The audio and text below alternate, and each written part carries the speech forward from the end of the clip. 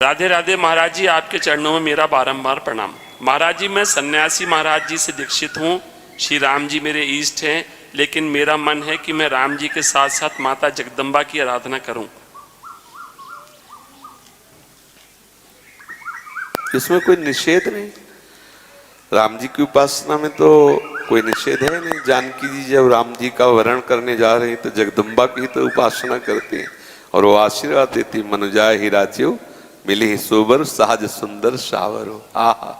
तो और जब गोपीजन सावरे श्याम सुंदर को प्राप्त करना चाहती तो कात्यायनी की उपासना कर, इसमें कोई निषेध तो है नहीं। क्यों, क्या संशय? किनके? हाँ तो अम्मा है, पुकारो अम्मा अम्मा, आ जाएंगे।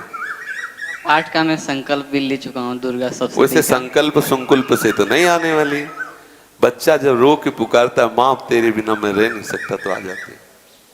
ये हम अपनी बात कह रहा हूं। जब कभी एकांत में विकल हुए और जब कभी, क्योंकि उसी उपासना से आए ना, और जब कभी एकांत में विकल होकर के हम कभी दुर्गा देवी को कभी देवी नहीं माना, अपनी माँ माना। सदैव हम जब कभी पुकारा है तो अम्बा ही कह के पुकारा, माँ बाप के।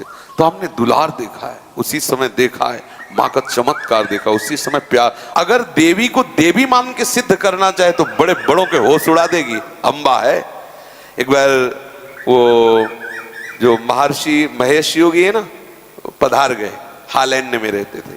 तो उनके एक गुरु भाई थे छोटे, तो उन्होंने देवी को सिद्ध करने के लिए पूरी व्यवस्था की और अनुष्ठान किया। देवी के मंत्र का अनुष्ठान किया। मंत्र का अनुष्ठान पूर्ण होने के पहले परीक्षा होती है। तो एक एकांत पूरा महल, उसमें हर व्यवस्था उनकी थी। जे ही उनकी मंत्र की सिद्धावस्था की तरफ पदार्पण हुआ तो देखा एक मक्खी आई ऐसे। एक देवी का नाम भ्रामरी है, वो ऐसे। तो एकदम दृष्टि बदली, जब मक्खी की तरफ दृष्टि गई तो देखा एक नव किशोरी सुंदरी मुस्कुरा रही। बस विचलित हो गया, अंदर वो भाव नहीं रह गया माँ का।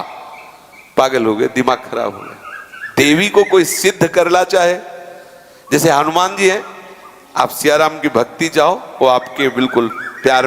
अगर सोचे कोई हनुमान जी को सिद्ध कर ले तो निश्चित सब, हमने मतलब ये सब बातें देखी है, भ्रमण किए ना, तब सब ये देखा है। आप सियाराम का प्रेम चाहो तो हनुमान जी तुम्हारे बिल्कुल दाहिने खड़े हैं।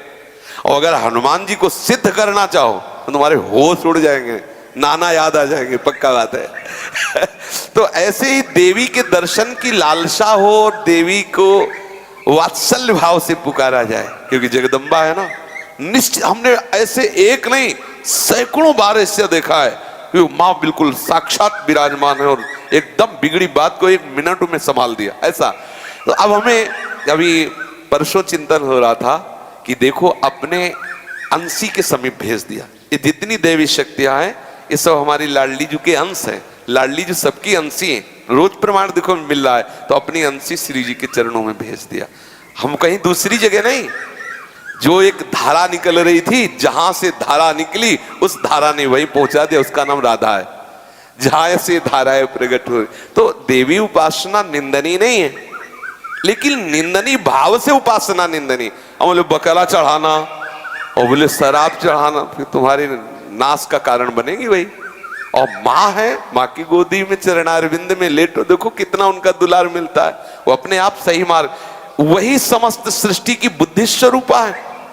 अगर वो कृपा न करे तो कोई परमार्थ में चल ही न पावे। या देवी सर्वभूतेषु बुद्धि रूपेण संस्थिता नमस्तस्यै नमस्तस्यै नमस्तस्यै नमो नमः। इसलिए आप उपासना करिए, लेकिन संकल्प करके सिद्धि रूप नहीं, माँ रूप। मेरी माँ है, मैं अपनी माँ का चिंतन कर रहा हूँ, माँ का यश गा रहा हूँ, माँ की प्रसन्नता के लिए, ऐसा।